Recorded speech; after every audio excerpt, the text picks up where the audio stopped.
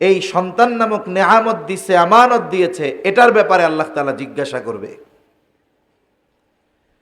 এজন্য সন্তান এক নেয়ামত, সন্তান এক আমানত। এই জন্য ইসলাম সন্তান লালন পালন কিভাবে করতে হবে এর সমাধানও ইসলাম আমাদেরকে দিয়ে দিয়েছে। এই মজলিসগুলো আমাদের জন্য একটা নেয়ামত। আল্লাহ তাআলা বান্দাকে নেয়ামত ততক্ষণ দেন, বান্দা যতক্ষণ এই নেয়ামতের কদর করে।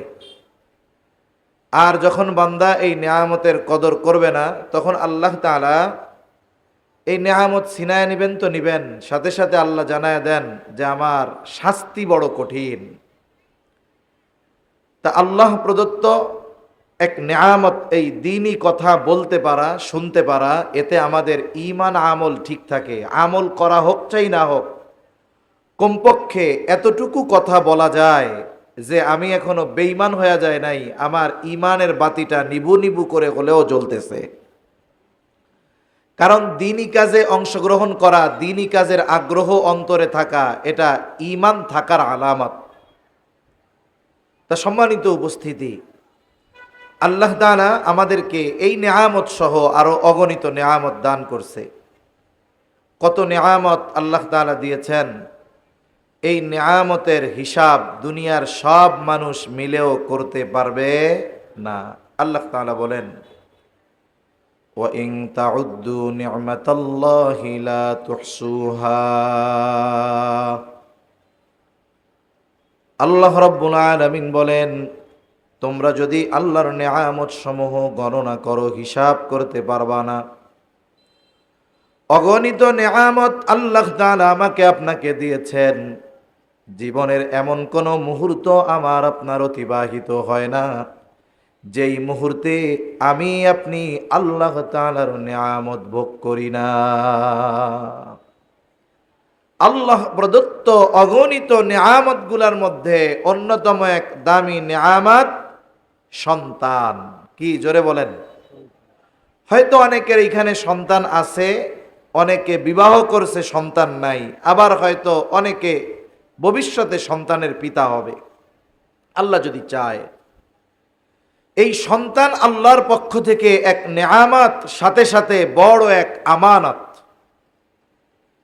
এই সন্তান নামক আমানত, এটার ব্যাপারে আমাকে আপনাকে কিয়ামতের দিন আল্লাহ তাআলার আদালতে জিজ্ঞাসার কাঠগড়ায় দাঁড়াতে হবে। আল্লাহ তাআলা আমাকে আপনাকে এই সন্তান নামক নেয়ামত দিছে, আমানত দিয়েছে, এটার ব্যাপারে আল্লাহ তাআলা জিজ্ঞাসা করবে। এজন্য সন্তান এক নেয়ামত, সন্তান এক আমানত। এই জন্য ইসলাম সন্তান লালন পালন কিভাবে করতে হবে এর সমাধানও ইসলাম আমাদেরকে দিয়ে দিয়েছে। আমি আপনি যদি ইসলামের আলোকে সন্তানের প্রতিপালন, সন্তানের তরবিয়ত না করি, তাহলে ওই সন্তান দুনিয়া আখেরাতে হয়তো আল্লাহ না করুন আমার আপনার জন্য লাঞ্ছনা, বঞ্চনা, অপমানিত হওয়ার কারণ হতে পারে। দুনিয়ার মধ্যে অনেক সময় দেখবেন একেবারে এমন বাবা যে নিজের নাম লিখতে পারে না, এরকম অনেক মানুষ আছে। এখনো যদি এই জামানায় বলে আপনার নামটা লিখে সাইন করেন, কয় বাবু কলম টলম ধরতে পারি না, ওই নীল কালি একটা আছে দেও, টিপসই দিমু। আছে না এরকম? মনে করেন এইরকম একজন লোক তার ছেলেকে লেখাপড়া শিখাইছে, দুনিয়ার কথাই কইতেছি আর কি, দুনিয়ার হিসাবের কথা। লেখাপড়া শিখাইছে, এখন সে বিসিএস ক্যাডার। একটা সময় মনে করেন সে উপসচিব হয়ে গেছে, সচিব হয়ে গেছে। সরকারি অনেক ফ্যাসিলিটি সে গ্রহণ করতেছে, সরকার তাকে গাড়ি দিয়েছে, বড় ফ্ল্যাট দিছে, আরো অনেক সুযোগ সুবিধা দিয়েছে। এই যে ছেলেটা সুযোগ সুবিধা পাইল কেন? বিসিএস ক্যাডার হতে পেরেছে, উচ্চ শিক্ষিত হয়েছে, এই জন্য। এখন এই সচিবের বাবা যে নিজের নাম লিখতে পারে না, সচিবের বাবা যখন সচিবালয়ে ওই সচিবের সাথে তার ছেলের সাথে প্রবেশ করবে, আর ছেলে যখন পরিচয় করায় দিবে যে এই যে আমার বাপ, তখন কি অন্যরা আগে জিজ্ঞাসা করবে, স্যার আপনি তো বিসিএস ক্যাডার, আপনার বাবা কি বিসিএস ক্যাডার নাকি? তাইলে সালাম দিমু, নইলে সালাম টালাম দিতে পারুম না, এরকম বলবে? বরং সচিবের জুনিয়র উপসচিব যারা, ওরা নিজেদের চেয়ার ছেড়ে দিয়ে বলবে চাচা যান বসেন। ছেলে বিসিএস ক্যাডার হয়ে চেয়ারে বসতে পারছে, আর বাপ বিসিএস ক্যাডারের বাবা হওয়ার কারণে অশিক্ষিত হওয়ার পরেও সম্মান পেয়ে ওই চেয়ারে বসতে পারছে। ঠিক কিনা বলেন? এই যে বাবা সম্মান পাইল কেন? বলে নিজে শিক্ষিত হইতে পারে নাই, কিন্তু সন্তানরে শিক্ষিত বানাইছে। এজন্য সন্তানের কারণে দুনিয়ায় মা বাবা সম্মানিত হয়, আবার অনেক সময় সন্তানের কারণে দুনিয়ায় ভালো মা বাবা অপমানিত হয়। মনে করেন একজনের সন্তান লাইনচ্যুত হয়ে গেছে, মাদকাসক্ত হয়ে গেছে, সন্ত্রাসী কর্মকাণ্ডের সাথে জড়ায় গেছে, তার নামে অনেকগুলা মামলা, পালাতক আছে, ওয়ারেন্ট হয়ে গেছে। বারবার প্রশাসন তার বাড়িতে আসে আর আসামিকে খুঁজে, ছেলেরে খুঁজে। বাবা হাজী সাহেব মুসল্লি মানুষ, নামাজ কালাম সব আদায় করে, এলাকার মানুষ তাকে অনেক শ্রদ্ধা করে, সম্মান করে। কিন্তু যখন প্রশাসনের লোক বারবার এসে তার ওই অপরাধী সন্তানকে না পাবে, বলে একটা সময় হয়তো সন্তানকে না পেয়ে বাবাকে ধরে নিয়ে যাবে, অথবা অশ্লীল অশ্রাব্য ভাষায় তাকে বকাঝকা করবে। করে না এরকম? করে। কি ভাষায় যে বলে এটা আমি আপনাদের বলতে পারতেছি না। বলে যে সন্তান শুধু জন্ম দিলে হয় না, এরপর আর একটু খুব নিকৃষ্ট কথা বলে, অথচ লোকটা ভালো।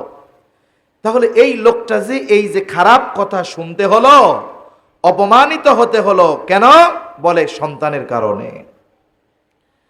দুনিয়ার নিজাম যেমন, বলে আখেরাতেও এরকম। আখেরাতেও অনেক সন্তান, অনেক সন্তানের মা বাবা সন্তানের কারণে সম্মানিত হবে, আবার অনেক মা বাবা সন্তানের কারণে অপমানিত হবে।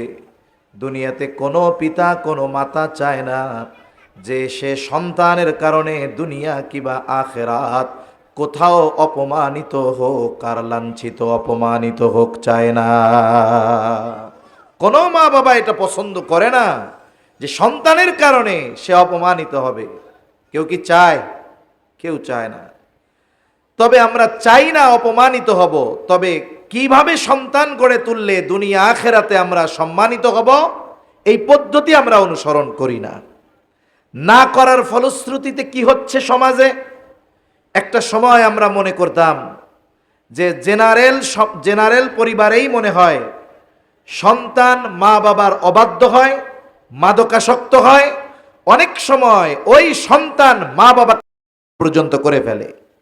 আমাদের দেশে অনেক ঘটনা আমরা প্রতিনিয়ত শুনি, মোবাইলে দেখি, খবরে দেখি যে মাদকাসক্ত সন্তান নেশার টাকা না পেয়ে তার মা বাবা করে ফেলেছে, অথবা সম্পদের কারণে সম্পদ ভাগাভাগি নিয়ে সন্তানেরা মিলে বাবাকে ফেলেছে, জুলুম করেছে, অত্যাচার করেছে।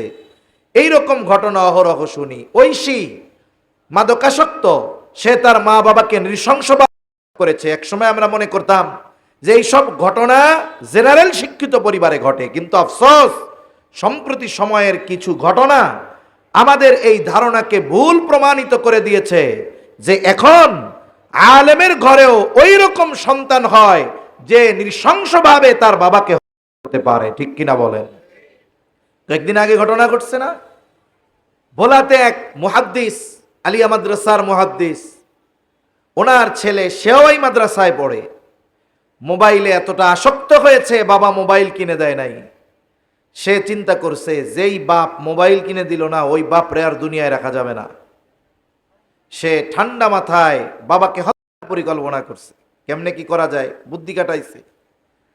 যখন যাবে, রক্ত সিটে গায়ে লাগবে, পোশাকে লাগবে, তাহলে কি করা যায়? বলে কালো পোশাক পরতে হবে, কারণ কালো হলো এমন এক রং যে বাকি সাদা রং ব্যতীত বাকি রংগুলোকে, ডিপ কালারের রংগুলোকে সে হজম করে ফেলতে পারে। কালো পোশাকের উপরে রক্তের দাগ টের পাওয়া যাবে না। হত্যা করতে হবে ধারালো অস্ত্র দিয়ে। সে অনলাইন থেকে একটা চাকু অর্ডার দিয়েছে, আবার হ্যাট লাগাইছে, চশমা লাগাইছে, যাতে তাকে সহজে না চেনা যায়। এইবার বাবার ঘরে গিয়ে বাবারে টোকা দিছে দরজায়। বাবা দরজা খুলেছে, নৃশংসভাবে এই ছেলেটা তার বাবাকে হত্যা।